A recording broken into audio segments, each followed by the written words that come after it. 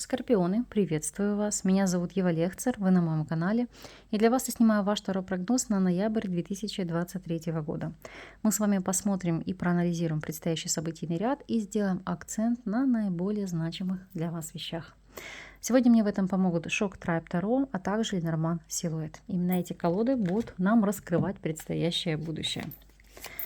Напомню, что расклад является общим. Он не может идентично отыграться для каждого из вас, потому что у кого-то асцендент в Скорпионе, а у кого-то в другом знаке.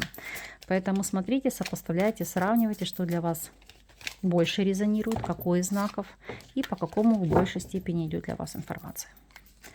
Итак, общая энергия месяца, работа,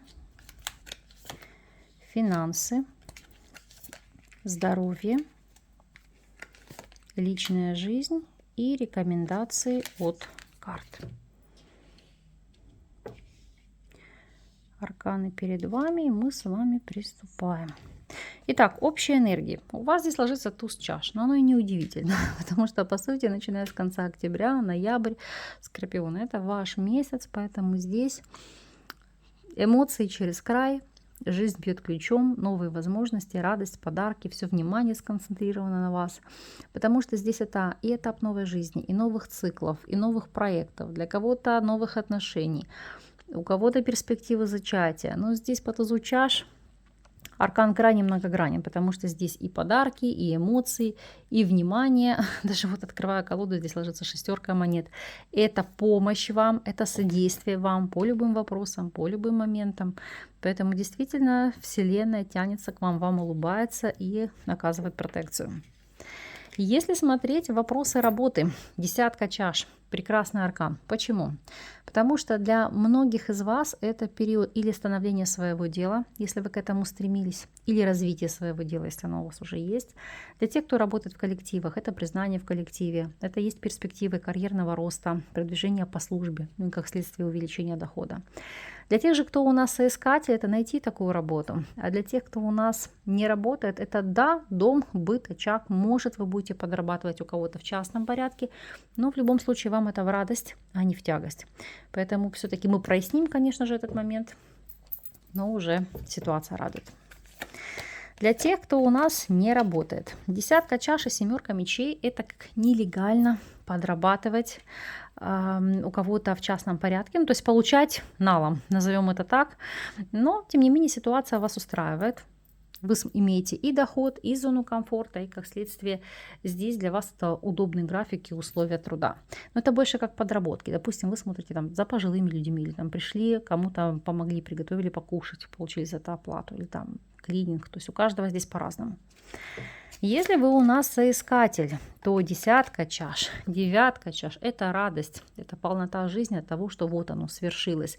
Вы получили то, что хотели. Вопрос трудоустройства или, может быть, открытие своего дела. Ну и, конечно же, будете праздновать сие мероприятие. И если смотреть ситуацию для тех, кто у нас является наемным сотрудником, десятка чаш и королева монет – это признание, это продвижение, это увеличение дохода. Причем этому поспособствует женщина земной стихии, телец, дева или козерог, которая будет заинтересована в вас как в специалисте и как в личности, конечно, и будет лоббировать ваши интересы. Если смотреть ситуацию для тех, у кого свой собственный бизнес, то десятка чаш и семерка монет – это во что-то инвестировать, вкладываться. Почему? Потому что здесь карты показывают, что вы можете задумать новый крупный проект, новую какую-то идею и как к ней готовиться. И собирать ресурс, и, в принципе, знаете, как продумывать все до мелочей. Финансовая составляющая, двойка мечей. И здесь нельзя сказать, что у вас закрыт ресурс или нет возможностей. Почему? Потому что, как правило, по этой карте, во-первых, у вас доходы равны расходам, и деньги, как правило, по этому аркану приходят из двух источников дохода.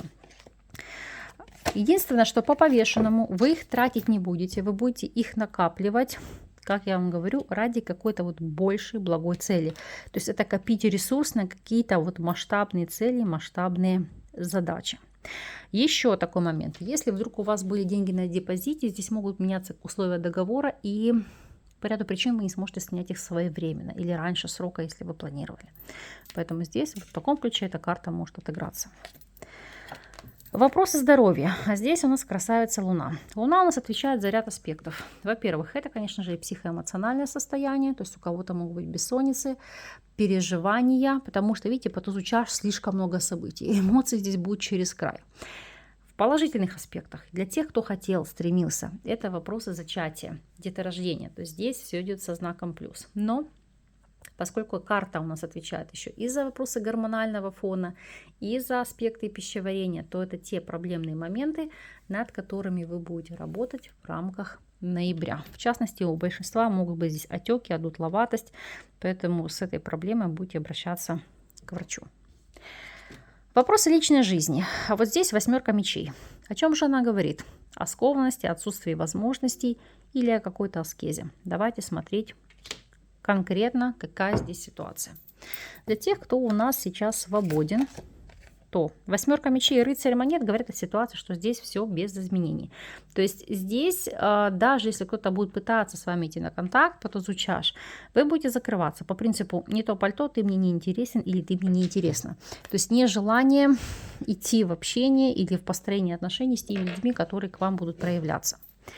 Если же вы состоите в любовных треугольниках, то 8 мечей – карта сила.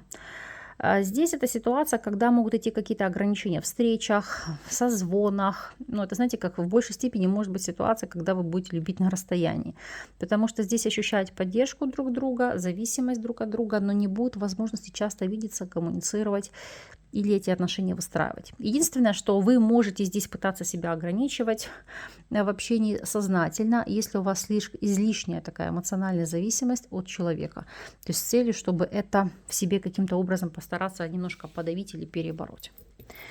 Если вы состоите у нас в стабильных союзах, то 8 мечей и 8 монет. Терпение, труд, все перетрут. Вам будет не до личной жизни, будете пахать, как папа Карло. То есть тут замужем за работой или жената на работе. Потому что здесь в приоритете будут какие-то материальные цели, задачи и, как следствие, достижение результата для вашего союза, для вашего партнерства. Безусловно, конечно, здесь может быть отказ, потому что 8 мечей – это ограничить аскеза, работа активная над собой во имя партнера или партнерши. Как вариант, отказ от табакокурения, алкоголя или, может быть, ситуация, когда вы отказываетесь от каких-то пищевых привычек, но это все делается во благо вашего союза, вашего партнерства. Ну или, например, у вас появляется ребенок, вы здесь можете отказаться от табака или полностью менять свой режим дня и прочее. Совет. 7 чаш. Это, знаете, как разделяю и властвуй, или визуализируй и действуй. Почему? Потому что эта карта не просто идеи, мечты и попытки объять необъятное и выбрать, чем же я хочу заняться или на чем сконцентрировать свое внимание. Это планомерные действия, направленные на достижение вашей цели, вашей мечты, вашего результата. Поэтому вот 7 чаш – это не просто я это представляю, я это вижу, я это хочу, но это еще понимание, как этого достичь. Вот над этим вы будете активно работать в ноябре. Но, кстати, так как это ваш личный год, имеет смысл создать карту визуализации. Я понимаю, что многие над этим смеются или как-то так вообще к этому скептически относятся, но посмотрите, сделайте, если даже вам кажется, что это какая-то блажь, проанализируйте потом через год, отыгралось во что-то по визуальному ряду того, что вы себе запланировали, или что-то нет. Но, тем не менее, как показывают карты, вы ментально можете влиять на ситуацию, скорпионам это под силу, и притягивать к тебе те события, которые вы ставите себе во главу угла.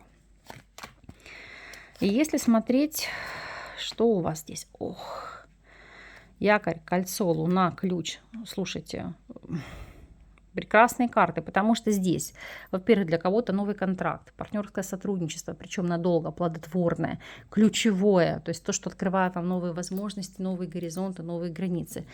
Для кого-то укрепление текущих отношений, работа над отношениями.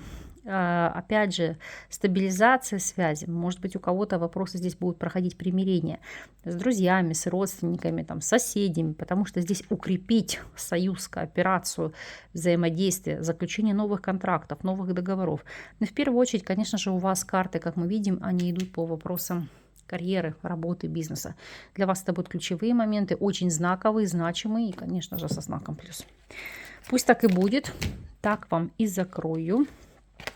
А вы, пожалуйста, по прошествии периода напишите, отпишитесь, как для вас, в принципе, отозвалась, отыгралась эта информация.